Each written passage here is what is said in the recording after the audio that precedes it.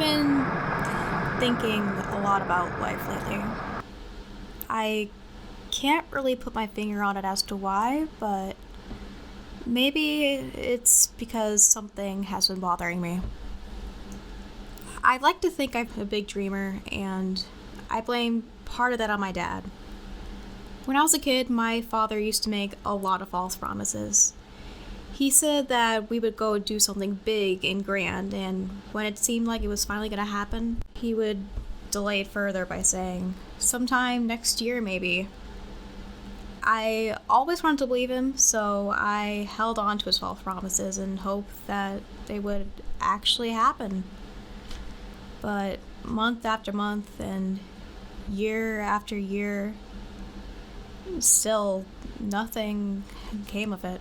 It wasn't until he died when I knew those things were never going to happen.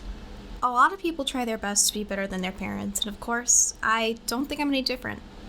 I never try to lie, and if I don't believe in something, I just won't say it. If I know something isn't going to happen, I'll flat out say it. There's no reason to get anyone's hopes up. It's just not right. If I say or do something, it's because I genuinely mean it.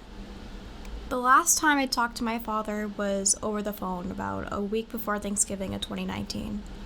I don't know if he knew he was dying and just didn't want to say anything, but he started asking me about what I wanted to do as a career.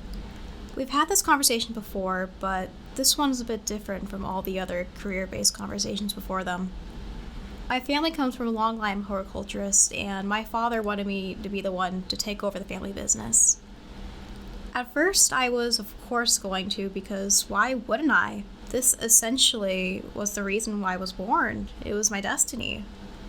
But when the business went bankrupt, I decided to explore some different avenues, which eventually made me to decide to become an animator. So, I told him. I said, Dad, I'm going to school and becoming an animator. For a while, him and I would go back and forth on this. He tried convincing me to start my own business so our family's legacy can somehow live on. But at this point, I felt like I would end up failing if I chose anything even remotely related to horticulture. So I stuck to my guns and kept telling him that this is what I wanted to do. But that last conversation we had with each other was different. He asked me what my career plan was, and I told him, like I have so many times before, that I want to become an animator. And instead of arguing with me or trying to convince me to do something else, he said, okay, and started writing it down. He asked me what school I wanted to go to, and I told him DePaul University in Chicago. And again, he wrote it down. When he briefly mentioned that he was writing down a conversation, I asked him why, and he told me, I'm writing it down so I'm sure I can make this happen for you. At first, I thought this was just wishful thinking. He was never able to find a job after he had to close the doors to the family business and didn't have much money left. I didn't see what he could possibly do. But do you want to hear something wacky?